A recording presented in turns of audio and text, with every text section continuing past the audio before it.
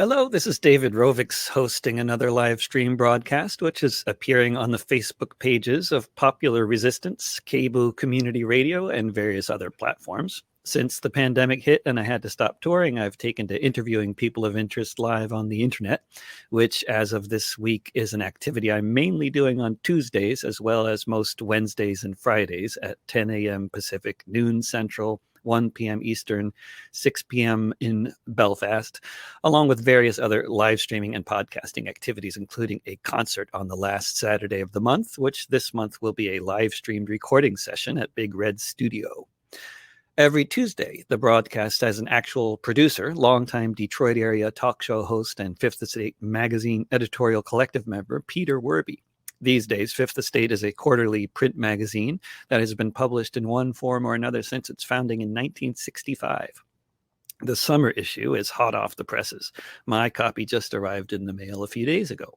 You can subscribe to it at fifthestate.org and hear previous episodes of Fifth Estate Live there as well.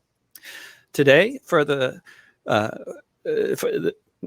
second half of the show, we'll be talking with several people, all involved with putting together the upcoming Fifth Estate Anarchist review of books. We'll start for the first half of the show just talking with one of those co-editors, award-winning novelist and regular Fifth Estate contributor who has also written for a wide array of other publications, including the New York Times, the Paris Review, and Rolling Stone.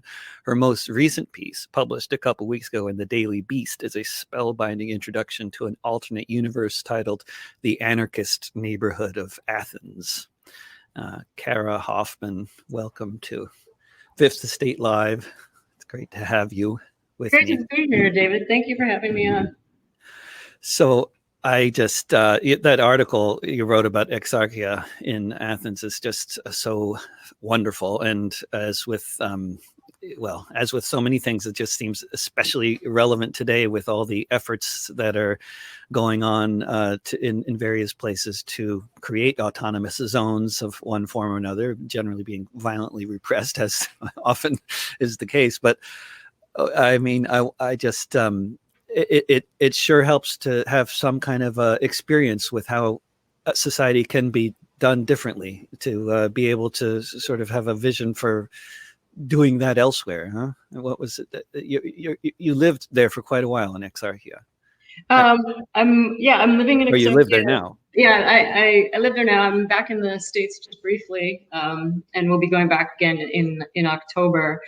But yeah, it's very interesting. It's neighborhood of Exarchia, for people who don't know, is a neighborhood that's been anarchist occupied for the past 47 years.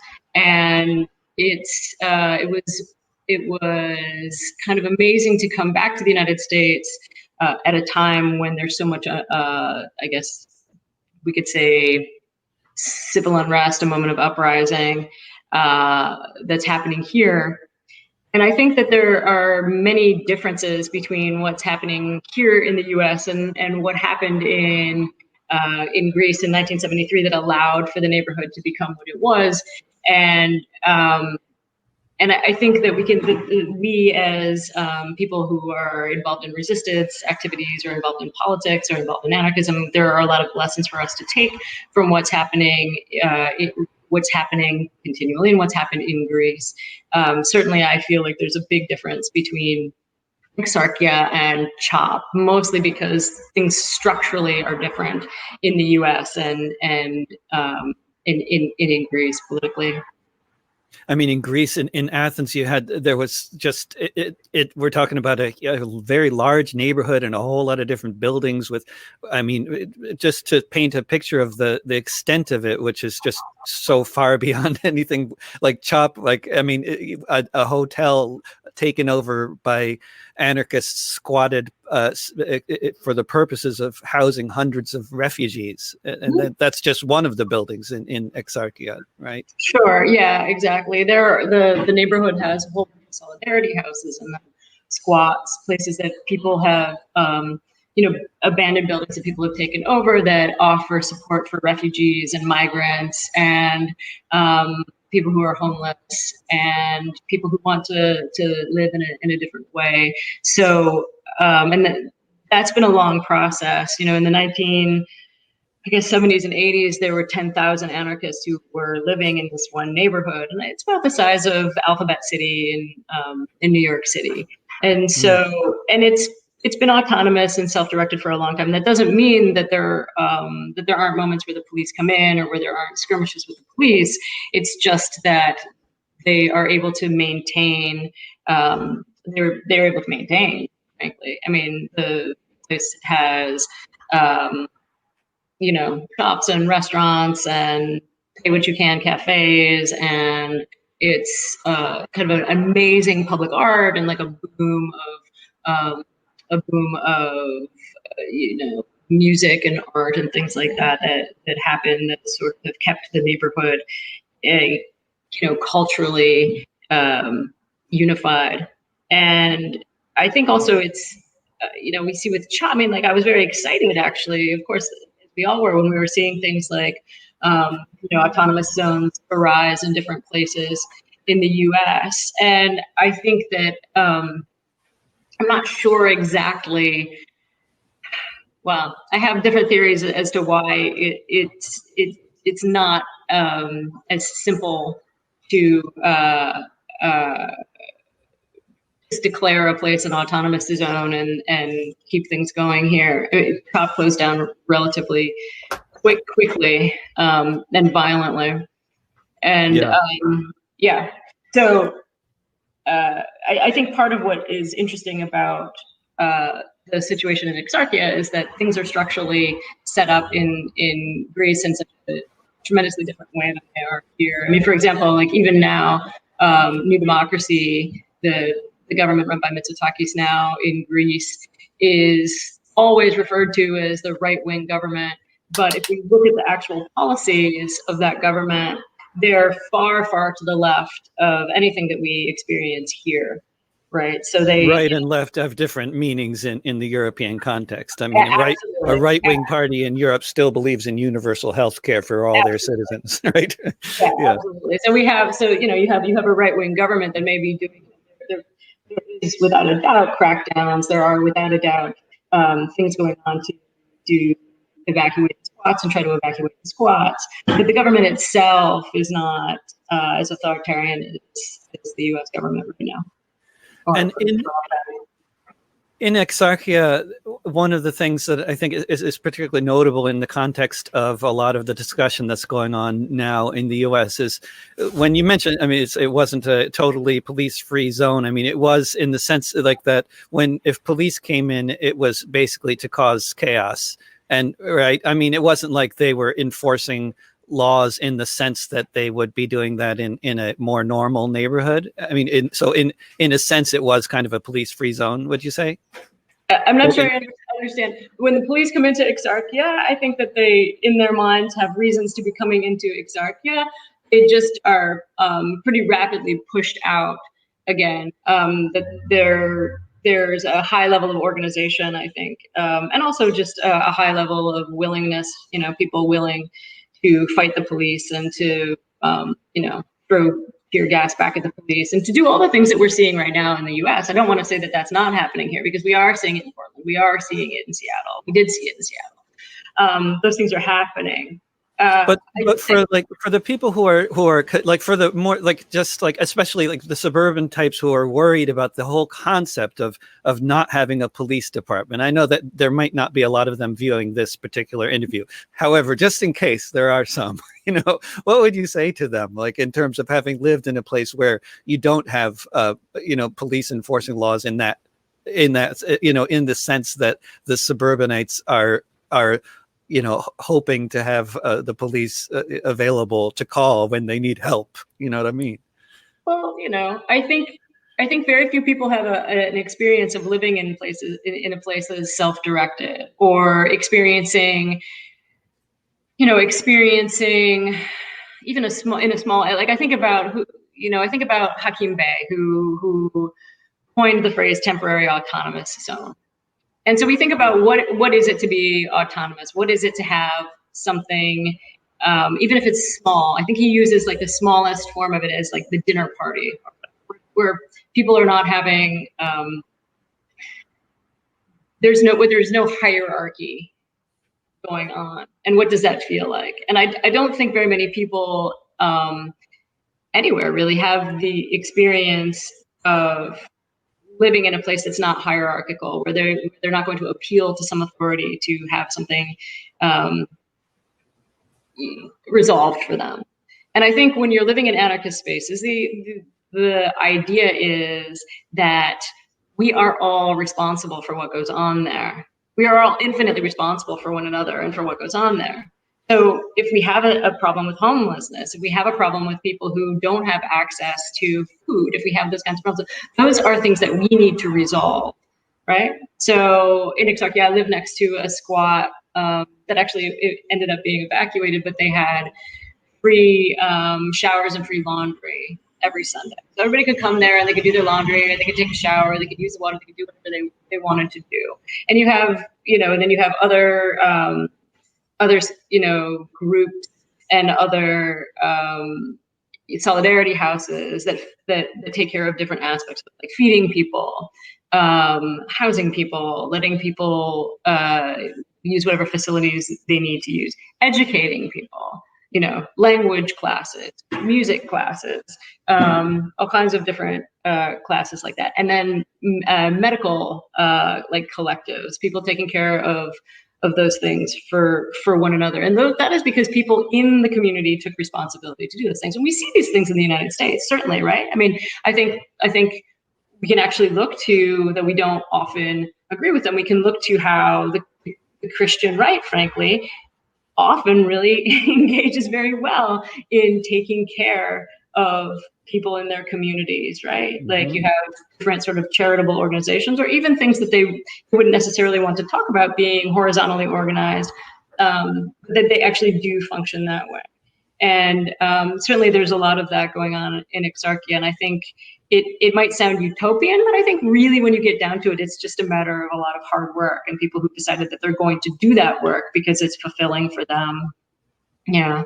It particularly sounds utopian to anybody who hasn't lived in a community like that. But of course, there are autonomous communities like Exarchia in many different countries at different points, and sometimes they last for decades. And they're often attacked by the police. But a whole bunch of land occupations happening in Argentina now, once again. Sure, absolutely, and even in the U.S., you have. I mean, there's certainly a number of intentional communities, right, that are probably collectively run. I think the difference is like, Exarchia feels a bit like a city within a city, and it's urban and it's decay. And, quite frankly, it's beautiful too. When you see the actual neighborhood, I think there's a romance to the beauty of that place. But I also don't want to make it sound too romantic, because certainly there are fights with the police, there's tear gas, there's all kinds of things that are very unpleasant about being there. And and that which kind of in many ways, that kind of conflict and that kind of being under threat it really, I mean, it partially is what creates such a powerful special atmosphere in an autonomous place like that, right? You never know what's going to happen tomorrow, right? Right. And we're fighting to maintain a place that has been there for almost 50 years. I mean, we're fighting to maintain the beauty of that place, right? We're fighting to maintain the beauty of the idea that we can live together, and that we've been sort of sold this bill of goods about how that's impossible, or how it's not human nature. And I think Exarchia stands as a really clear example that it's human nature that people cooperate. It's human nature that people take responsibility for their environments. And I think I certainly would encourage anybody to research it, to look into it. Anybody interested in autonomous politics or anarchist politics, to look deeply at Exarchia as an example. And in your article, I mean, one thing I wanted to ask about and kind of flesh out a little in the context of a lot of the urban combat, I guess, more like police riots, really, that's been going on all over the United States over the past few months, sometimes turning into something that looks a bit more like a European riot, but mostly it's just police attacking people. But having spent a lot of time in Europe, I know that like when there's when with these kinds of when police attack a neighborhood like Exarchia and the kind of resistance that goes on, the scale of it, we're often talking about thousands of people or tens of thousands sometimes defending neighborhoods and going on the attack against the police and against the state, and this is I mean, I don't know. It takes on a whole different scale, and I don't know. I've often thought that maybe a lot of that, the reason it's able to take on such a scale is because of having a more being in a society that has more potential for popular democracy and more potential control over the state by the people, and the police tend not to be armed. And at least I'm not sure about Greece, but at least most of the countries I've been to in Europe, the police they only carry guns when there's gun crime involved, and otherwise they're not carrying guns. So you kind of know when you have these massive like medieval combat situations that like it reminds me of the Game of Thrones. I mean, I was in Rostock in 2007 and many other places, and it's just like you see the projectiles going overhead too, but they're not it's not the stuff that they're firing here. It's more like flares, and the police are using truncheons, and they're of course they're dressed in riot gear, but yeah, I mean, bones are broken and it's very dangerous and lots of people are injured and people can be killed, but it's so different in many ways. And I wonder if you could just talk this quote that you quoted in your article. You quote somebody named Maria talking about what was going on in 2008 after the teenager was killed there in Athens. And she says, "The day we don't tear things down because the government murdered a child is the day we're no longer human." Mm-hmm. Yeah, and she's referring to in 2008, Alexander Grigopoulos, this young man, this teenager, who spent his time in Exarchia and was involved in anarchist politics, was murdered by the police, and there were riots that spread throughout the entire country, and that push pretty much was like the second huge push to make sure that the police were totally outside of Exarchia. The first push happened in 1973, and this was like the second huge wave of that. And I mean, obviously, like what she says is, she speaks for her, for herself and for everybody. That sentiment is how we should all be living, right? When we allow for the state to murder a child. And she was also saying that because in the American press, she was reading comments that said, how could the Greeks riot like this over just one child? And I think that actually has more to do, especially in Greece, with the kind of traditional understanding of how family works. Another thing I was writing about in the article is the reason that they handled COVID, they've been handling COVID so well, is that people have this real commitment to taking care of one another and commitment to taking care of their families, right? People live together in multi-generation houses, and they're not going to be doing things that are risky if they're going to be risking the lives of their parents or their grandparents. And I think that's a traditional Mediterranean value. It's also a traditional anarchist value. And and to your point that things are different. I mean, certainly, like in the United States right now, we have a highly militarized police force, right? We have police, police in the tiniest towns needing military vehicles and SWAT teams and things like that. I think that we see in protests this extreme militarization on the street.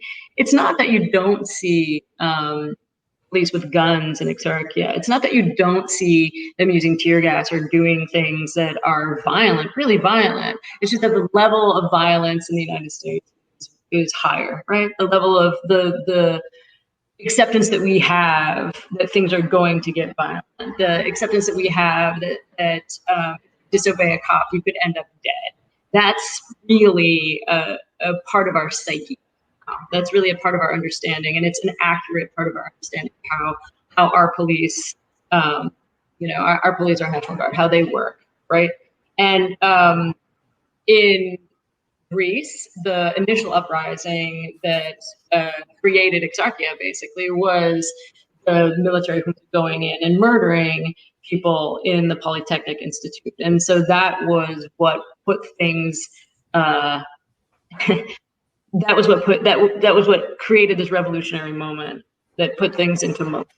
And we do not necessarily have something like that going on in the United States. We had this big push after George Floyd, and we had this what looks like a revolutionary moment. But I think what we're also seeing is like incrementally like a crack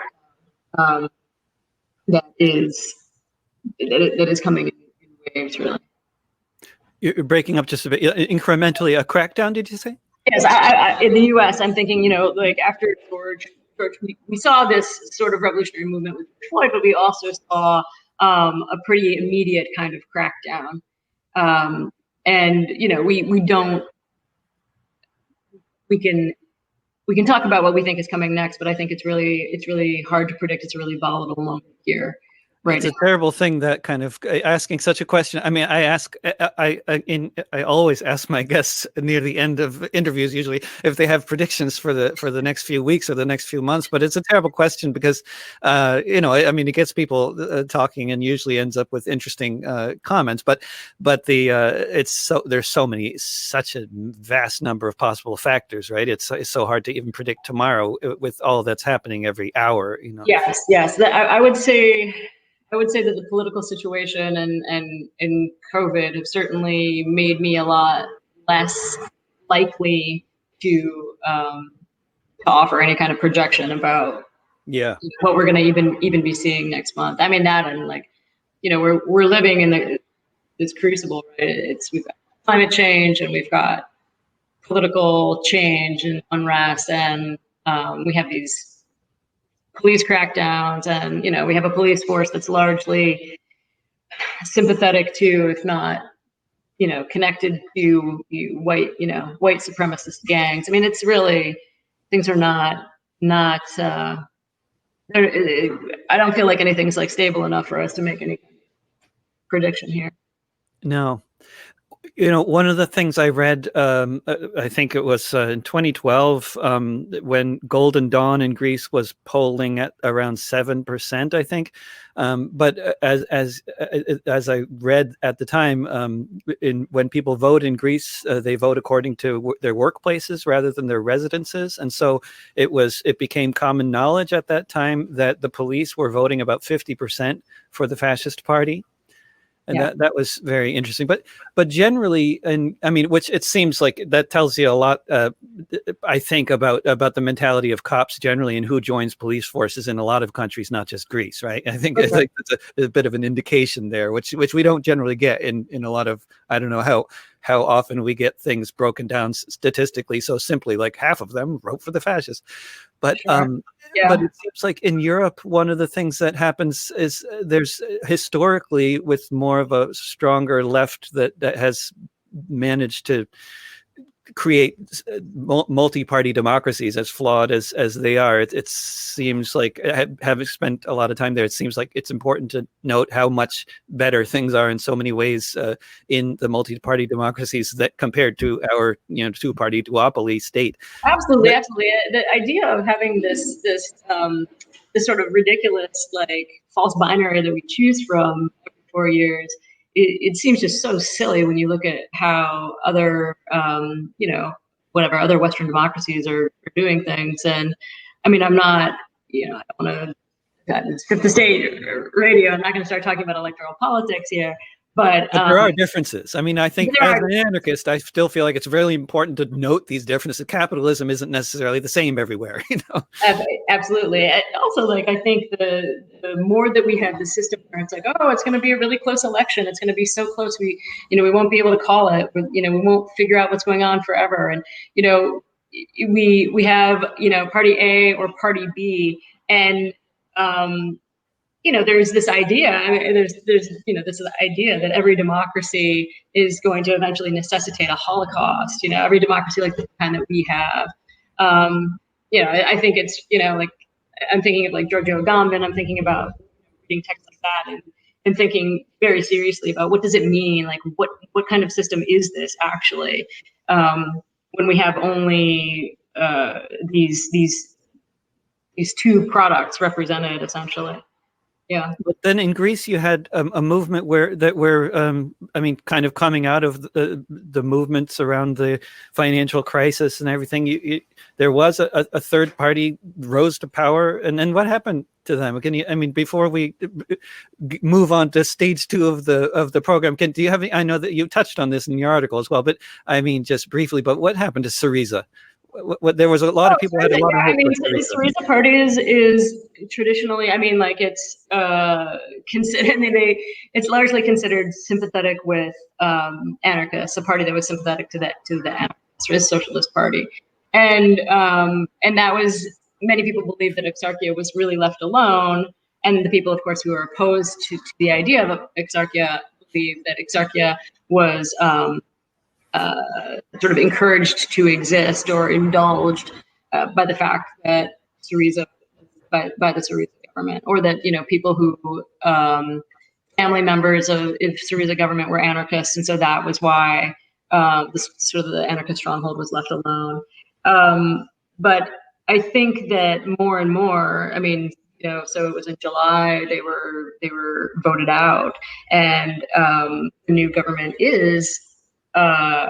Certainly looks more like the American corporate business government, right? It's like Mitsotakis, he's Harvard educated, he's a businessman, he's sort of like a, you know, legacy kind of politician, and so that's who's there now.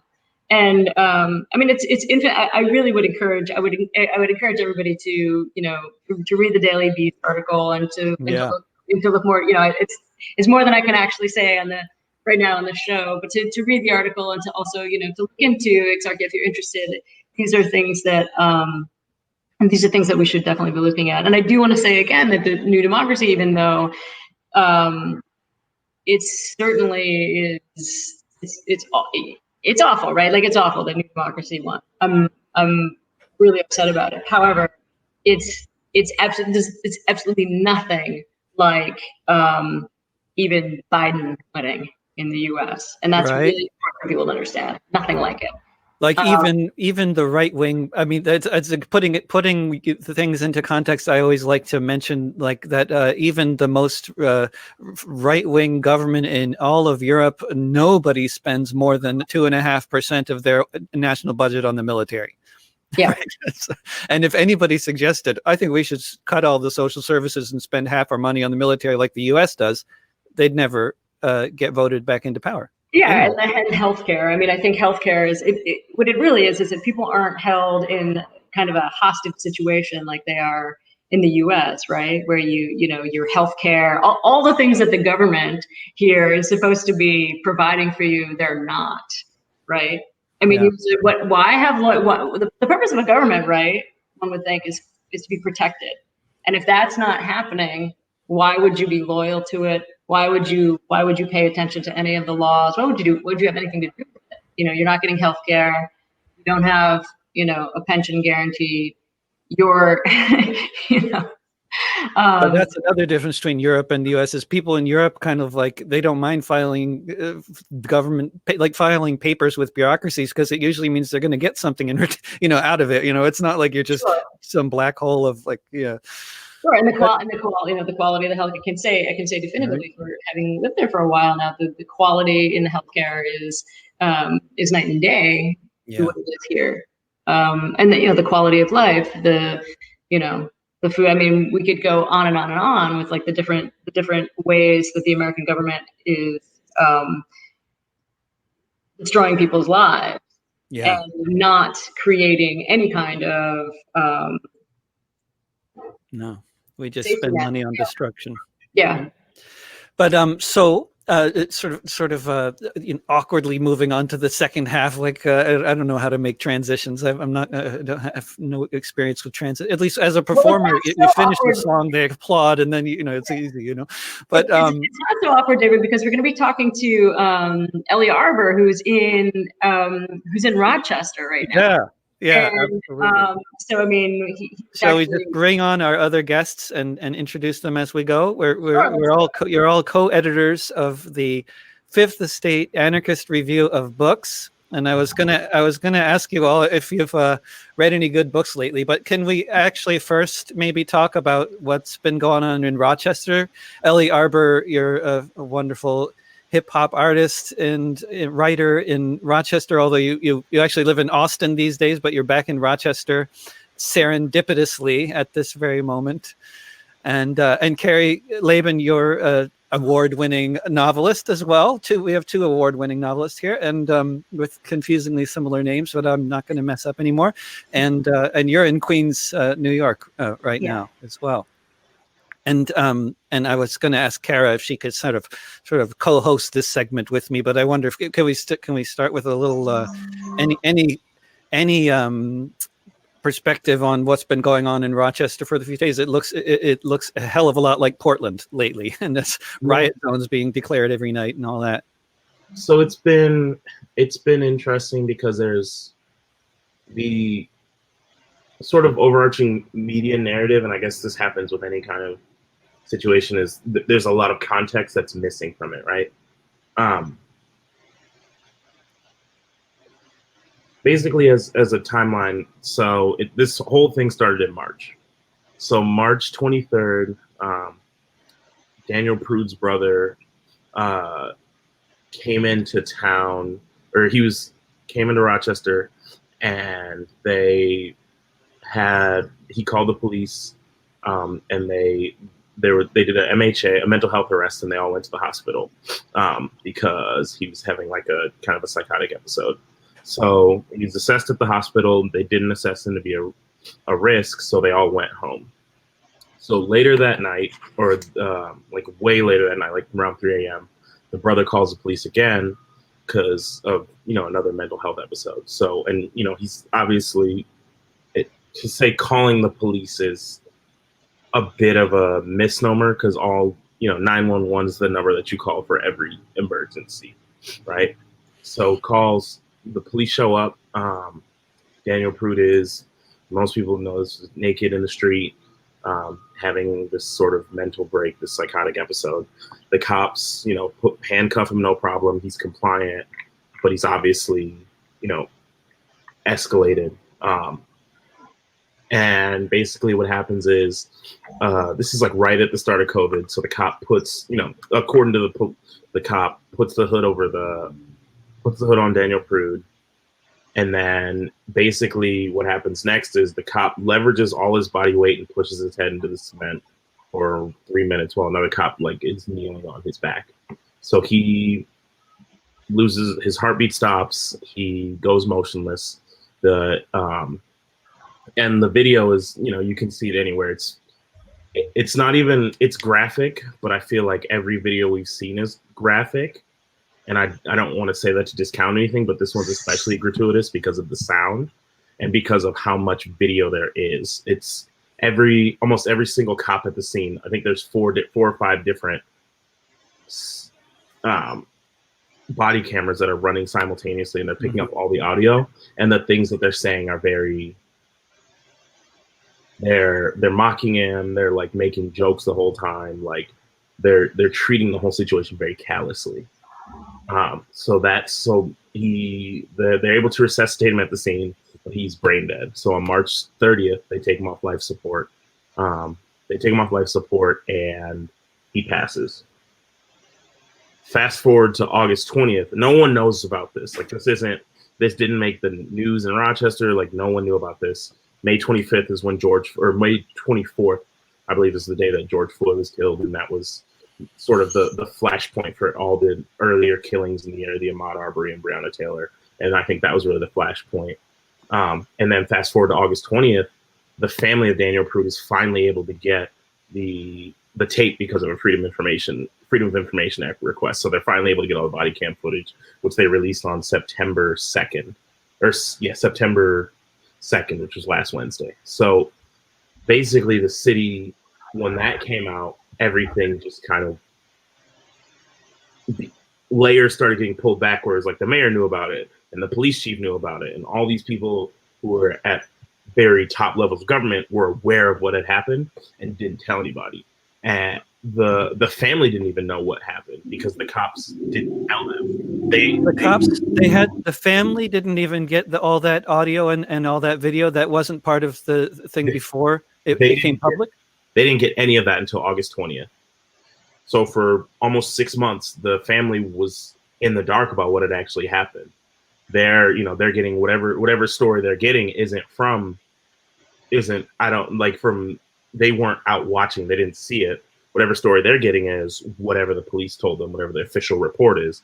But nobody sees this video for 6 months. Between March and August, nobody sees it. So they're going off what the police told them, but they're trying to get this Freedom of Information Act request, and nobody can get anything. So once they finally get it, they have a chance to review it. And I mean, it's so much. It's such a damning scene because you have all of this, these 5 officers. It's not just the one officer on the scene, it's 5 officers on the scene, and you have all their body camera footage, plus, extra officers who show up afterwards. So you get sort of wide angles. So there's no, this is one of those situations where there's no question. And the officers weren't put on leave until last week, I believe. The officers have been working the whole time and then are just now on paid leave. So it's this situation where the police know what happened explicitly. They've seen the video. The mayor claims she didn't see the video. The attorney general has had this case since April 20th, I believe, is when she picked it up. But that's still a full month after everything happened. And there's just this evidence of this cover-up that's so profound and so I guess unjustifiable in any regard. And it's become a flashpoint in a city where this is something that's needed to happen and has been coming for a long time. Sorry, I don't want to talk too much about it. And Ellie, you're writing about this for the review. Oh, really? Tell us a little bit about how you're contextualizing this for ARB. So Rochester has a really bad history with race, right? In a longer sense, Rochester was never built as a city for minorities. That just wasn't what it was. But it was different than a lot of cities in the north didn't have huge Black populations, but Rochester was unique among sort of the cities in the north during the Great Migration, in that Rochester was extremely resistant to Black people and people of color moving into the city. And also Rochester had 2 businesses that essentially the entire city was prosperous as some of the Levittown style suburbs that began popping up around that time, because Rochester had Kodak and Rochester had Xerox. And unions, mostly union jobs, right? Exactly. All union jobs. You could leave high school, work in a factory and live, the full American dream in Rochester.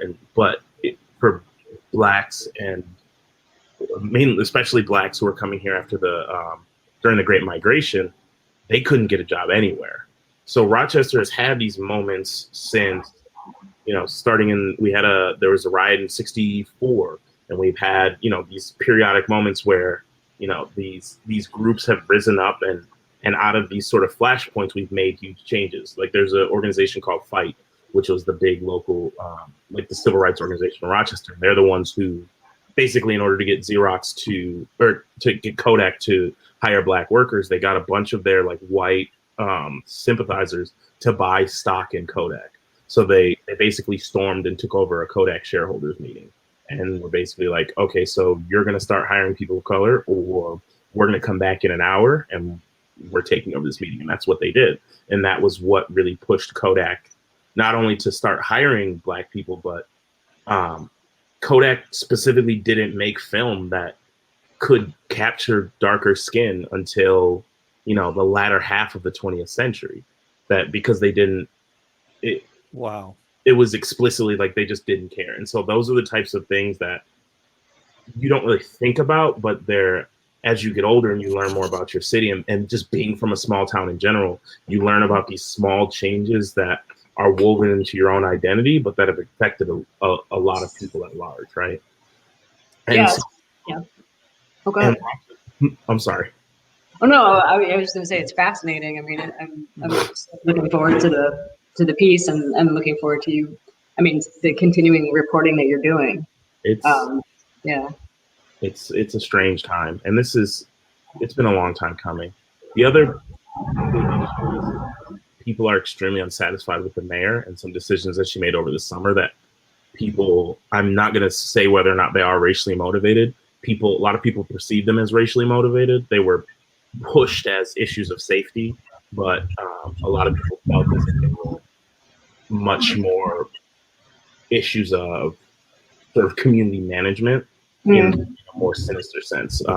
Yeah. Rochester's been under curfew for 4 months now.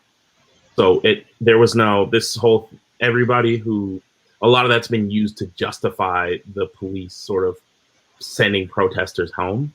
Is one, Rochester's been under curfew for the past few months not because of any of the protests or anything. Rochester's been under curfew because when the bars up here and stuff have started to open back up, because the COVID cases have been pretty low percentage wise. New York State's been really good about that. But there were a few shootings over a span of time, and so the mayor instituted a curfew, so essentially a state of emergency, used it as an excuse to make a curfew where you can't have gatherings of 5 or more outside, or 10 or more in private dwellings between hours of, I think it's 11 p.m. and 5 a.m. But that doesn't apply to bars. That doesn't apply to bars or restaurants. It only applies to like being outside or being in your own house. And so, I'm wondering. Yeah. Oh, I'm sorry. I'm wondering if we could transition. I mean, seems like a good point. Yeah, transition talking about Carrie is writing. I told you an hour is not much time. Yeah, Carrie's writing about emergency response related to COVID and to other things that are going on right now. Anarchist emergency response. And I'm wondering if Carrie, you could talk a little bit about what you're going to be writing for Fifth Estate, having to do with that solidarity work. Oh yeah, absolutely. So this actually, it's pretty applicable to not only what Ellie was talking about, but what Cara was talking about earlier, in that, the idea that keeps people attached to government, I think, is really that government is going to do something for you. And usually the first and foremost thing government is supposed to be doing for you is protecting you from foreign governments, or from, domestic, whatever criminals or violent people are supposed to be out there. And since the US government does very little in the way of actually helping people, they have to really ramp up the fear of what you won't be protected from if they're not around, which is kind of a classic abusive relationship thing. So my first piece of work, and something I hope to return to a lot in ARB, is really putting it out there for people who don't, there are a lot of people who like the idea, they like freedom and they like the idea of anarchism, but they're just like, oh, it could never work. And showing concretely how it could work, both how the current system isn't working, but also positive examples of how, for instance, I'm writing about how under the current circumstance of the pandemic, mutual aid has been discussed in a way and in formats that I have never seen it discussed before by people who aren't really especially politically aware. And it's taking really simple, concrete forms that everyone can appreciate of, oh, hey, I know my neighbors are elderly or ill, so I'll pick up groceries for them instead of them having to go out and get groceries. Or, I have to, get X amount of yogurt, so I'll get X plus 1 and give some to somebody who needs it, or things of that nature. Walking dogs for people who are really worried about going outside. We've seen all of this in New York, and then we've also seen really,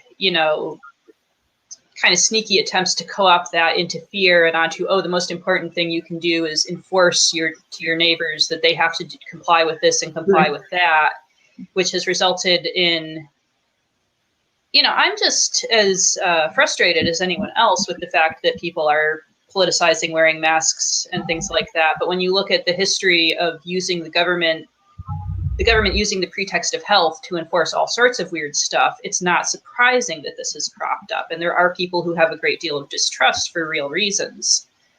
And that's a big part of, what I'm trying to get across is some of these fears that you have about what will happen when the government's not there to protect you are not real, or the government's just making it worse.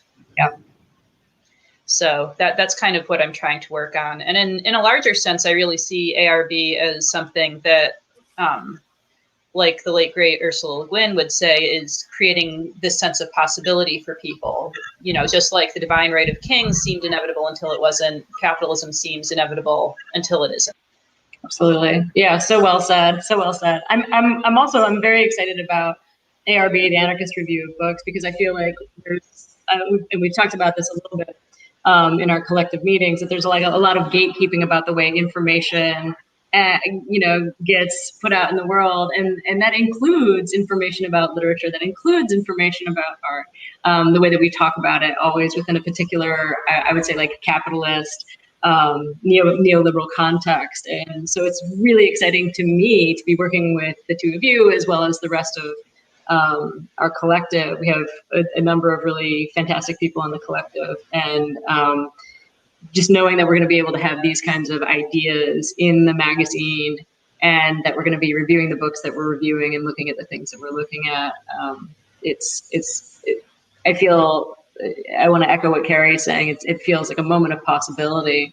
And it feels like a moment of possibility for publishing too. It feels like a moment of possibility for radical publishing right now, where people are allowed to say things that they weren't before. We're allowed to talk about being anarchists, and to contextualize that properly, to correct people when they are thinking, that anarchists are people going around destroying things. And the sense of that anarchy is about art and about joy and about beauty. And of course, it's not just about those things. It's not just an aesthetic movement, but that there is a space for those things within anarchism, I think, is really important, and often doesn't come across to the general public. It's just, very dour people wearing black and being cranky.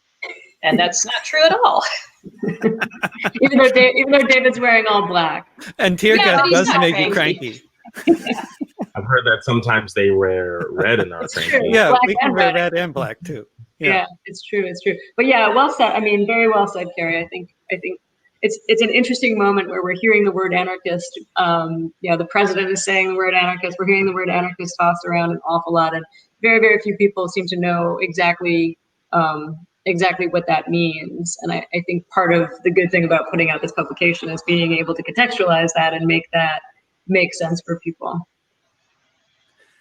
And, I was thinking also, all three of you write incisive political analysis and this sort of thing in the form of articles and that sort of thing. But your primary occupations, fair to say, is novelists and hip hop artists.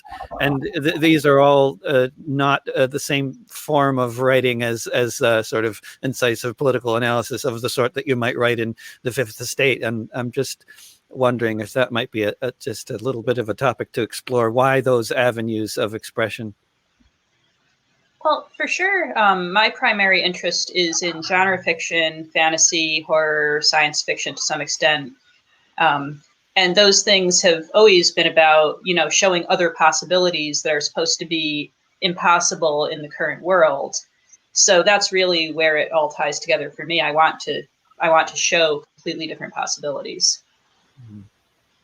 And that is perhaps oftentimes best done through fiction, you think? Yeah. Yeah. It's because if you're looking at the real world, you're constrained by the fact that the practical examples of anarchist society thus far that we have to offer are often relatively small, often bounded by time and space in a way that people are like, oh, you can't extrapolate that, but you can do anything in fiction.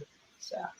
When you're creating like a fictional world, are you often modeling it closely on some aspect of the real world and trying to make it different enough that it's not recognizable what you're talking about, or are you more creating something totally new in a sense? For my personal work, I generally set it more or less in the real world with just one thing different, whether it's the presence of the supernatural or whether it's an alternate history type of thing. So it's usually very closely modeled on the real world with just a little twist. And I would really recommend everybody read Carrie's book, A Hawk in the Woods, which I think is, I mean, it's probably one of my favorite books published in the last, 10 or 15 years. Incredible, bizarre, amazing work of feminist, strange, gorgeous, horrifying fiction that, A Hawk in the Woods by Carrie Laben, really fantastic book. And I also, to plug my fellow Arb members, Ellie's album, A Place You Can't Find, I think is really extraordinary. And I think really actually so timely. I was talking about it this morning with someone, how, the songs that you have actually about Rochester on that album, how it's become, it's become even more prescient and more of a, emotional thing to listen to. And so I would really recommend that everybody look at this work and listen to this work. It's beautiful, it's radical, but it's deeply creative. Ellie, do you want to talk a little bit about your work?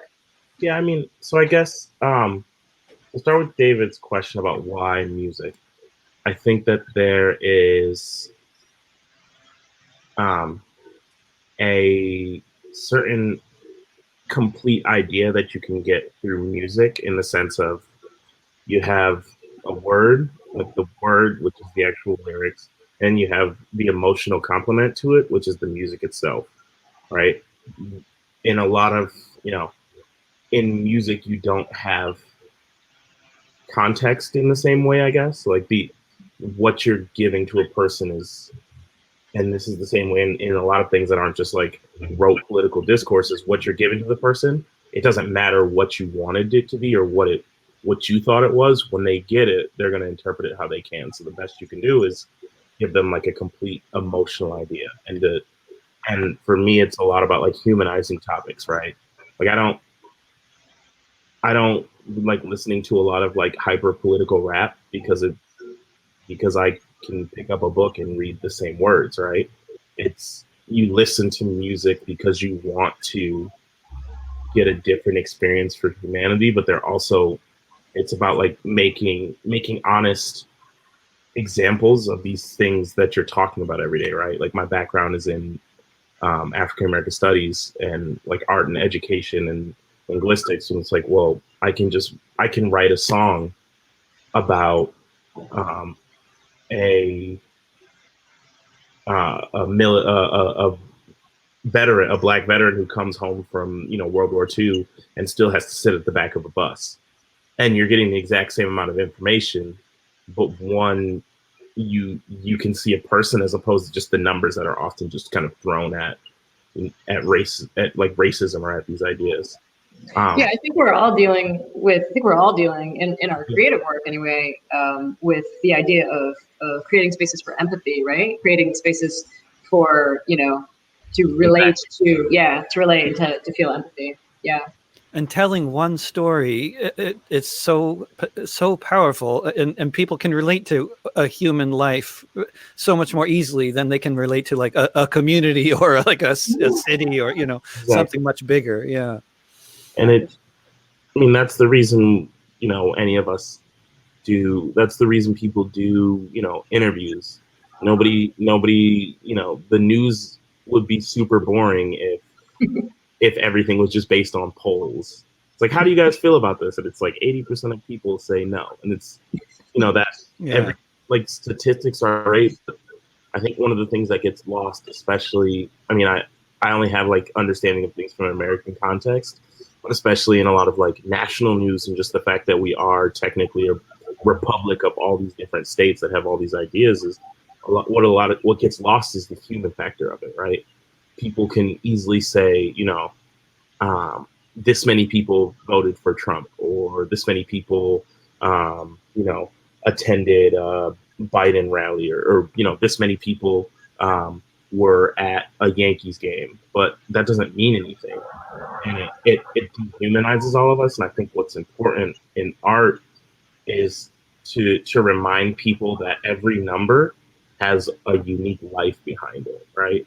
Mm-hmm. And every statistic it's not just 50,000 people, it's 50,000 Jonathan, Susans, Jamals, Shanice's, all these different people. And it's just, I guess, all of us, I think our role is to make sure that doesn't get lost in translation, right? So well said. Mm. Yeah. Carrie, anything to add to that? I think I'm sure you do. It's just such a universal thought, but do you have more? Well, yeah, I almost hate to follow that up because it's very perfectly said, but yeah, and I think there's sort of a alchemy that happens between the ability of imagination to personalize and the idea of imagination to, as I was saying earlier, create things that haven't been yet or maybe never will be. That's really powerful. And I think, not to speak for everyone, but for me, if we can get that across to any extent in the Anarchist Review of Books, that's going to be, a huge success for us. Well, yeah, it's our motto, right? All power to the imagination. So that's where we're going. Something my friend David Solnit, who's been involved with organizing a lot of different demonstrations among other activities, and he always takes the position in the organizing committee that everybody who's getting on the stage should do something in some cultural form, whether it's a skit or a song or a poem or something like that. And then he usually ends up compromising at 50-50 speeches and more artistic forms of expression. But I love that, because it just seems like if you're trying to communicate, you can't just talk about statistics and like textbook type of communication. It's so ineffective compared to using so many other means. It's so corporate. It's not who we are as humans, right? It's not who we are as animals. Although one study I read about in The Guardian, which is always where I read about these things, they said that scientists studied the effect of words on the brain depending on how they come in, and when they rhyme and when they're sung, they go straight to the emotional centers of the brain, get processed very differently. And that's kind of obvious for any of us performers out there, but they confirmed that. Yeah. They had to have the scientists confirm it. It always helps. Some people. That's the hallmark of academia. It takes one scientist to tell you 1,000 people already knew. Well, when Say you that think again, about it, one scientist what? The hallmark of academia is it takes one expert to tell you what 1,000 regular people already knew. Yeah. So. Well, this has been a wonderful little discussion. I want to talk more. An hour is just never enough time, but it's been great having you all on. And thanks for having us on. And I hope everybody will read the Anarchist Review of Books. It's going to be out in December, going out to all Fifth Estate subscribers and available wherever Fifth Estate can be purchased. And we're very, very excited to be bringing it to you, and very thankful for Peter Werby and the FE Collective for handing this over to us. Yeah, it's excellent and good. And everybody should pick up the current issue of Fifth Estate as well while they're at it. Correct, of course.